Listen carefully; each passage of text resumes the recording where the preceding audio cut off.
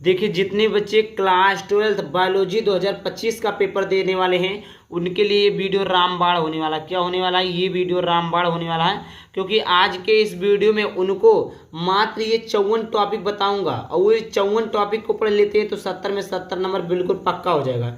जी फिर बच्चों, class 12 biology के छात्रों के लिए काफी रामबाण वीडियो होने वाला है। ये रामबाण वीडियो साबित होने वाला है, क्योंकि आप अगर ये मात्र 54 टॉपिक का अगर आप पढ़ लेते हैं तो 70 में 70 नंबर बिल्कुल पक्का हो जाएगा। जैसे आपका एक अध्याय, दूसरा अध्याय, तीसरा अध्याय, चौथा अध्याय, मतलब सभी अध्याय जितने भी बायोलॉजी में आपके अध्याय हैं सभी अध्याय में से एक एक क्वेश्चन को इंपॉर्टेंट समझकर लिया गया। जैसे आपके पुष्पी पादपों में लैंगिक जनन में आपके ये टॉपिक इंपॉर्टेंट है, उसी प्रकार आपके जितने भी चैप्टर हैं उसमें से जो जो टॉपिक इंपॉर्टेंट है वो टॉपिक को मैं आपको बताने वाला हूं। अगर आप लोग इसका पीडीएफ चाहते हैं तो आप लोगों को टेलीग्राम ग्रुप ज्वाइन कर लेना, वहां से आपको इसका पीडीएफ मिल जाएगा। तो सबसे पहले आइए स्टार्ट करते हैं। चैनल को सब्सक्राइब जरूर कर लेना, इतना मेरे से वीडियो बना रहे। तो पहला, पुष्पी पादपों में लैंगिक जनन। क्या फिर बच्चों? पुष्पी पादपों में लैंगिक जनन। इसमें जो पहला टॉपिक इंपॉर्टेंट है वो है भ्रूणकोश तथा भ्रूणपोष में अंतर लिखिए। दूसरा आपका है भ्रूणपोष क्या है, इसके विभिन्न प्रकारों का संक्षिप्त वर्णन कीजिए। देखिए, जब भी कोई टॉपिक आप पढ़िए, जैसे आप कोई भी टॉपिक पढ़िए, इटली पढ़िए, जर्मनी पढ़िए, कोई भी, मतलब सृष्टि का बता रहा हूँ, तो वो पूरा, जैसे आपने फूल के बारे में पढ़ा तो फूल के बारे में परागकोश क्या, परागकण क्या है, और उसके बाद में आपका दबा, दलपुंज, वर्तिकाग, ये सारी चीजें क्या। ऐसा नहीं फूल पूछ लिया, वर्तिका अगर पूछ लिया और सारी छोटी नहीं, फूल के बारे में पूरा पढ़िए ताकि पूरा आ जाए। तो उसी प्रकार भ्रूणकोश के बारे में अगर पढ़िए तो भ्रूणकोश क्या है, भ्रूणकोश तथा भ्रूणपोष में अंतर, भ्रूणकोश के प्रकार, सारी चीज को पढ़ लीजिए। तो इसी प्रकार देखिए, भ्रूणकोश तथा भ्रूणपोष में अंतर लिखिए। दूसरा, भ्रूणपोष क्या है, इसके विभिन्न प्रकारों का संक्षिप्त वर्णन कीजिए। संक्षिप्त मतलब विस्तार पूर्वक क्या करिए, वर्णन कीजिए। तीसरा आपका है एक प्रारूपिक बीजांड की संरचना का सचित्र वर्णन कीजिए। एक प्रारूपिक बीजांड की संरचना का क्या करना है, सचित्र वर्णन करना है। और चौथा नंबर का प्रश्न है लघु बीजाणु धानी का निर्माण तथा लघु बीजाणु जनन। लघु मतलब लघु बीजाणु धानु का निर्माण तथा लघु बीजाणु धानु जनन।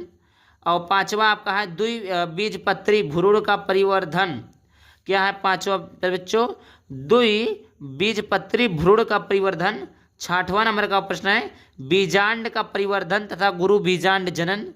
और सातवां टॉपिक है प्रागण तथा प्रागकण के प्रकार, प्रागण के लाभ तथा हानि। मैंने जो भी बताया है, तो ये आप अगर टॉपिक को तैयार कर लेते हैं तो आपका मतलब ये आपका चैप्टर नंबर 1 से इंपॉर्टेंट टॉपिक है। पहला, भ्रूणकोश तथा भ्रूणपोष में अंतर। भ्रूणकोश क्या है, इनके विभिन्न प्रकारों को संक्षिप्त वर्णन कीजिए। एक प्रारूपिक बीजांड की संरचना का सचित्र वर्णन कीजिए। चौथा, लघु बीजाणु धानी का निर्माण तथा लघु बीजाणु जनन। और पांचवा है द्विबीजपत्री भ्रूणकोश का परिवर्धन।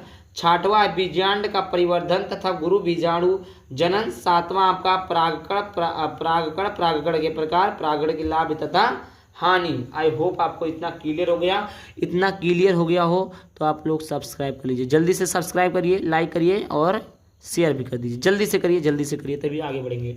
देखिए, उससे पहले मैं आपको बताना चाहूँगा, अगर आप लोग कक्षा 10 में हैं या कक्षा 12वीं में हैं, अगर आपको भी चाहिए 100 से अधिक पीडीएफ तो मात्र 49 रुपये में मैं दे रहा हूँ आपको। Hindi, English, math, science, social science, Sanskrit, art, chemistry, physics, math, सभी चीज़ों का इंपॉर्टेंट क्वेश्चन सारा कुछ पीडीएफ दे रहा हूँ, वो भी आपको केवल 49 रुपये में। जी पर बच्चों, 49 रुपये में 100 से अधिक पीडीएफ दूंगा आपको। लाइव क्लासेस तो भी यूट्यूब पर मिल ही रहेंगे, रिकॉर्डिंग क्लास भी मिलेंगे, और hand written notes, previous question, previous year paper question, 2025 के मॉडल पेपर, इंपॉर्टेंट क्वेश्चन आपको इसी 49 रुपये मिल जाएंगे। वो 100 प्लस पीडीएफ दूंगा। अगर आपको परचेज करना तो आप लोग 9696458816 इस नंबर पर आप लोग कांटेक्ट कर सकते हैं, मैसेज कर सकते हैं। आइए देखते हैं आगे। अब दूसरा चैप्टर था मानव जनन। क्या है बच्चों? मानव जनन। क्या है मानव जनन? मानव जनन में देख लीजिए, मानव जनन में आपका मानव जनन में पहला टॉपिक है अपरा की परिभाषा एवं अपरा के कार्य। क्या है बच्चों? अपरा की परिभाषा एवं अपरा के कार्य। दूसरा है पुरुष के जनन तंत्र का स्वच्छ एवं नामांकित चित्रण। देखिए, पुरुष के नर जनन तंत्र का नामांकित चित्रण और पुरुष मादा जनन तंत्र के नामांकित चित्रण, दोनों को मैंने बताया है, दोनों को मैंने पढ़ाया, दोनों को पढ़ा भी दूंगा, आपको टेलीग्राम पर भेज भी दूंगा। आप लोग वहां से नोट्स भी ले लेना। और अगर आप लोग इसको चाहिए तो यार बच्चों पछताएंगे 49 रुपये में, केवल 49 रुपये में। बोर्ड परीक्षा आएगा तो ये चीज़ 150 रुपये में हो जाएंगी, तो आप कहेंगे सर आप उस समय 49 में दे रहे थे, तो अभी आप लोग ले लीजिए। और उसके बाद देखिए पुरुष के जननांग तंत्र तथा स्वच्छ एवं नामक चित्र प्रमुख भागों का वर्णन नहीं लिख लीजिए। प्रमुख भागों का वर्णन, प्रमुख भागों का वर्णन।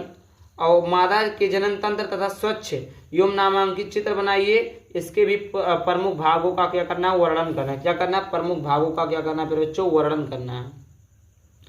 आगे टॉपिक है तीसरा हो गया।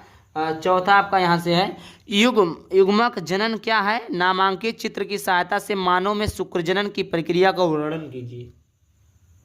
ये आपका इंपॉर्टेंट टॉपिक है, ये आपका इंपॉर्टेंट टॉपिक। आगे बात करते हैं, आगे दिया पांचवा मानव में अंडाणु जनन, मानव में अंडाणु जनन की प्रक्रिया का सचित्र वर्णन कीजिए। ये भी आपका देखिए यहाँ से दूसरे चैप्टर में मानव जनन से इतने इंपॉर्टेंट टॉपिक आपके हो गए। आगे बात करते हैं जनन स्वास्थ्य। जनन स्वास्थ्य से जो है पहला IVF है, पात्र निषेचन तकनीक पर टिप्पणी कीजिए। ये आपका है IVF तकनीक पर टिप्पणी कीजिए। दूसरा आपका जनसंख्या विस्फोट एवं निवारण पर निबंध लिखिए। ये तो आपका हिंदियों में पूछा था, हिंदियों में पूछा था, एवं पूछ ली का याद कर लो बाबू, दोनों जगह यही यूज है, कितना आसान है। अब आगे देखते हैं नेक्स्ट चैप्टर। यहाँ से देखिए अगला चैप्टर है वंशागति तथा विविधता के सिद्धांत। क्या पे बच्चों, वंशागति तथा विविधता के सिद्धांत। तो इसमें आपका पहला देखिए, पहला है डाउन सिंड्रोम क्या है, इस पर टिप्पणी लिखिए। डाउन सिंड्रोम क्या है, इस पर हमें टिप्पणी लिखना है। दूसरा है जीन रूप तथा दृश्य रूप लक्षण पर टिप्पणी कीजिए। तीसरा है क्रॉसिंग ओवर क्या है। चौथा है सह प्रभाविता पर टिप्पणी कीजिए। और पांचवा है प्रभाविता तथा अप्रभाविता में भेद कीजिए। देखिए ये आपके जो है शॉर्ट प्लस लॉन्ग दोनों मिलाकर है, ये इतने क्वेश्चन इंपॉर्टेंट है। पांचवा है प्रभाविता तथा अप्रभाविता में विभेद कीजिए। छठवां है अनुवांशिक रोग क्या है। क्या बच्चों, अनुवांशिक रोग क्या है। सातवां है मानव में लिंग निर्धारण कैसे होता है, ये मोस्ट इंपॉर्टेंट टॉपिक है। मेंडल के क्या है, वंशागति नियम, मेंडल के प्रभाविता का नियम, पृथक्करण का नियम, स्वतंत्र अपविहून का नियम। तो तीनों नियम इंपॉर्टेंट है, ऐसा नहीं है मेंडल के एक नियम को पढ़े, नहीं, तीनों में से कोई पूछ सकता है। इसको मैंने यूट्यूब पर वीडियो अपलोड कर दिया। कोई भी टॉपिक सर्च करना हो भाई JK सर या भाई अनमोल, आप कोई टॉपिक सर्च करिए भाई अनमोल अकेडमी 33 लिख दीजिए तो मेरा वीडियो आ जाएगा। नौवा लिंग सहलग्न गुणों से आप क्या समझते हैं, ये आपका इंपॉर्टेंट है। अब आता है नेक्स्ट चैप्टर। क्या आता है नेक्स्ट चैप्टर, वंशागति का आणविक आधार। पहला है DNA तथा RNA में अंतर लिखिए। मोस्ट इंपॉर्टेंट टॉपिक है बच्चों, मोस्ट इंपॉर्टेंट टॉपिक है। अंतर में सबसे ज़्यादा यही पूछा जाता है, हाई स्कूल में भी पूछा जाता है और 12th में भी पूछा जाता है। ये हाई स्कूल और 12th वाले बच्चों के लिए काफ़ी ज़्यादा इंपॉर्टेंट है। दूसरा DNA अंगुली लिछापी क्या है, इसकी उपयोगिता पर प्रकाश डालिए। और तीसरा आपका है मानव जीनोम प्रोजेक्ट पर टिप्पणी लिख। देखिए सब इंपॉर्टेंट, सब के सब इंपॉर्टेंट क्वेश्चन है, सब के सब इंपॉर्टेंट क्वेश्चन है। DNA एवं की संरचना के वाटसन एवं क्रिक मॉडल की उपयुक्त चित्र बनाकर समझाइए तथा इसके कार्य का वर्णन कीजिए। पांचवा है कार्य के आधार पर RNA कितने प्रकार के होते हैं, वर्णन कीजिए। छठवां है अनुलेखन पर विस्तृत टिप्पणी कीजिए। सातवां अनुवांशिक कोड क्या है, इसकी मुख्य विशेषताओं का वर्णन कीजिए। ये आपके इंपॉर्टेंट टॉपिक है, इतने से लेकर इतने तक ये आपका है। आप लोग इसका स्क्रीनशॉट भी ले सकते हैं, PDF चाहिए तो वो भी आपको प्रोवाइड कर दिया जाएगा। समझ में आ गया। तो ये आपके थे वंशागति का आणविक आधार। ये अब देखते हैं नेक्स्ट चैप्टर के इंपॉर्टेंट क्वेश्चन। नेक्स्ट चैप्टर मानव स्वास्थ्य तथा रोग के इंपॉर्टेंट क्वेश्चन देख लीजिए यहाँ से। पहला है एल्कोहल, ये सब इंपॉर्टेंट है, इतना जानिए इंपॉर्टेंट सब के सब इंपॉर्टेंट है। पहला एल्कोहल या ड्रग्स के दुरुपयोग पर टिप्पणी कीजिए। एल्कोहल से हमें क्या दुरुपयोग, मतलब दुरुपयोग क्या खतरनाक हो सकता है। प्रतिजैविक से आप क्या समझते हैं, किन्हीं 2 प्रतिजैविकों के नाम लिखिए। और तीसरा मलेरिया रोग के रोगजनक रोगवाहक लक्षण तथा उपचार लिखिए। चौथा है टाइफाई का कारक लक्षण तथा रोकथाम के उपाय लिखिए। पांचवा है निम्नलिखित में से किन्हीं 2 मानव व्याधियों के कारक लक्षण उपचार एवं बचाव के उपाय का वर्णन कीजिए। जैसे पहला डेंगू ज्वर, दूसरा निमोनिया। छठवां है स्टेम कोशिकाओं पर टिप्पणी कीजिए। अब ये हो गया आपका टॉपिक समाप्त। इस चैप्टर का टॉपिक क्या हो गया, समाप्त हो गया। अगर आप लोग PDF चाहते तो ये आपका है अनमोल एकेडमी 33 टेलीग्राम पर सर्च करेंगे तो मेरा चैनल आ जाएगा। और छठवां है स्टेम कोशिकाओं पर टिप्पणी कीजिए। स्टेम कोशिकाओं पर टिप्पणी कीजिए। अब देखिए अगला है मानव कल्याण में सूक्ष्म जीव। तो पहला है जैव उर्वरक क्या है, कृषि में इनका क्या महत्व है। दूसरा है बायोगैस क्या है, ग्रामीण क्षेत्र में बायोगैस के 2 उपयोग बताइए।